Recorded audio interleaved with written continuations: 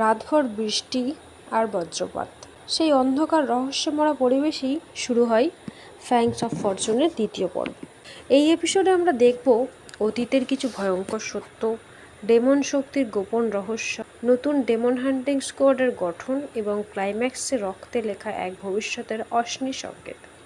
তাহলে চলুন শুরু করা যাক এপিসোড 2 এর সম্পূর্ণ ব্যাখ্যা। এপিসোডের শুরুতেই দেখা যায় এক অন্ধকার রাতে ঈশা কিছু অতীতের কথা চিন্তা করছে। তার চোখে হতাশা আর মুখে বিষণ্ণতা। হঠাৎ করেই তার নাক দিয়ে রক্ত পড়তে থাকে। সহকর্মী জিজ্ঞাসা করে, তোমার নাক দিয়ে রক্ত কেন পড়ছে? কিন্তু ঈশা কোনো উত্তর না দিয়ে বলে, আমায় এখনই বেরোতে হবে। সে দ্রুত সেখান থেকে চলে যায়। দৃশ্যটা বোঝায় তার শরীরের মধ্যে কিছু একটা পরিবর্তন ঘটছে। পরবর্তী দৃশ্যে আমরা দেখি জুলফিকার জেলের একটি কক্ষে বসে আছে, একান্তে নিশ্চুপে অপেক্ষা করছে কারোর জন্য। তখন আসে বিবেক মশাই। সে এসে অবাক হয়ে জিজ্ঞাসা করে, তুমি কিভাবে জানলে আমি আসব? জুলফিকার শান্তভাবে বলে, তুমি আমায় না মেরে শান্তি পাবে না, এটা আমি জানি। বিবেক বলে, তোমার হাতে অনেক মানুষের রক্ত লেগে আছে, তোমার মৃত্যুও তা মেটাতে পারবে না। তখনই জুলফিকার বলেন, তুমি ক্লাউড লাইট সোয়ারের ব্যবহার জানতে চাও, তাই তো? আমি শেখাবো, কিন্তু এক শর্তে। বিবেক জিজ্ঞেস করে, কি শর্ত?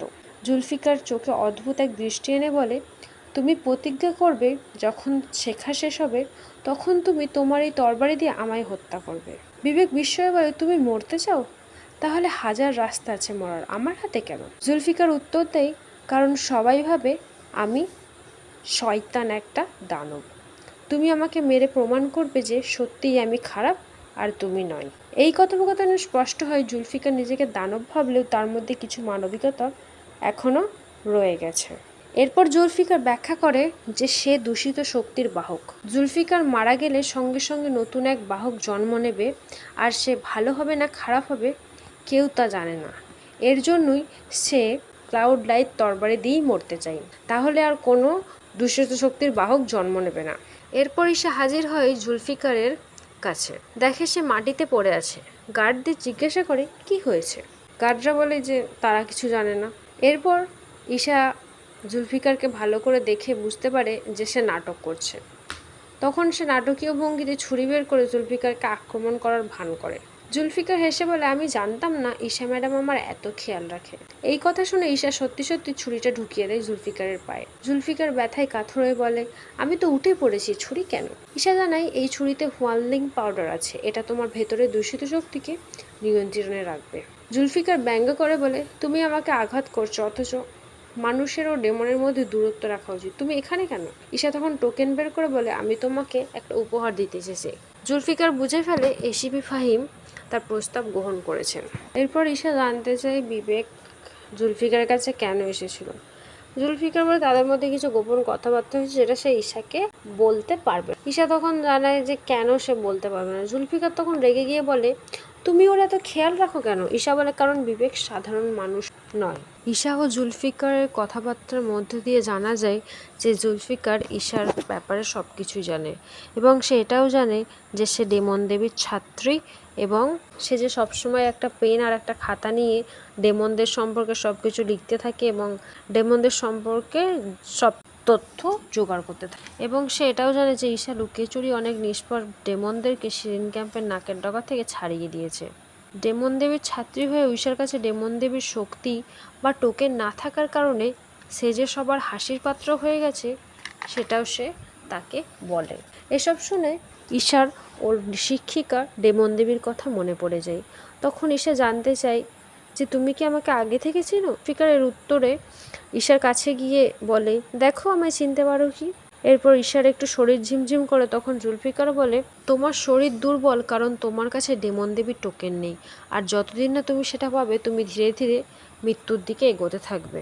জুলফিকার ওকে সাহায্য করতে চায় ডেমন দেবীর টোকেন খুঁজে পেতে। তখন ঈশা জিজ্ঞাসা করে, তুমি সাহায্য করবে কেন? জুলফিকার উত্তর দেয়, ডেমন দেবী মারা যাওয়ার পর থেকে অনেক নৃশংস ও নিষ্ঠুর ডেমনরা মঙ্গল থেকে পৃথিবীতে নেমে এসেছে এবং মানুষদের অনেক ক্ষতি করেছে। ডেমন দেবীর টোকেন খুঁজে পেলে ওই ডেমনদেরকে আটকানো যাবে। এর পরের সিনে দেখানো হয় বিবেক মশাইকে 3টি টোকেন দেওয়া হয়, একটা তার নিজের জন্য, একটা একজন তীরন্দাজ মহিলা যার নাম সুইটি তার জন্য, আর একজন ডাক্তার যার নাম বিট্টু তার জন্য। সে মানুষ এবং ডেমন উভয়কেই সুস্থ করতে পারে। এরপর ঈশা বিবেক মশাইয়ের সঙ্গে দেখা করতে আসে তার পছন্দের পেস্ট্রি নিয়ে, এবং তারা ডেমন হান্টিং ব্যুরোর নতুন স্কোয়াড টিম নিয়ে কথা বলে। এরপর জুলফিকার ও ঈশা দুজনে মিলে বিট্টু এবং সুইটিকে তাদের টোকেন দিতে যায়।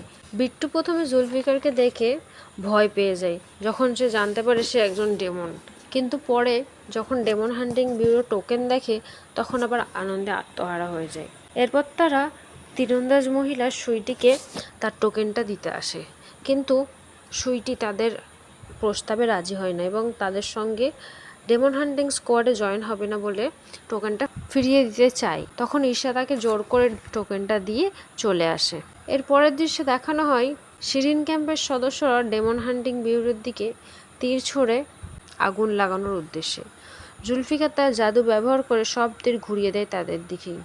ঠিক তখনই মিলিটারি জেনারেল আসেন একটা অফিসিয়াল অর্ডার নিয়ে। তাতে লেখা থাকে ডেমন হান্টিং ব্যুরোকে ওয়াটার ঘোস্ট কেসের তদন্ত করতে দেওয়া হয়েছে। শেষে সুইটি, যাকে আগে অপমান করা হয়েছিল, সে কাগজে সাইন করে এবং অফিসিয়ালি স্কোয়াডে যোগ দেয়।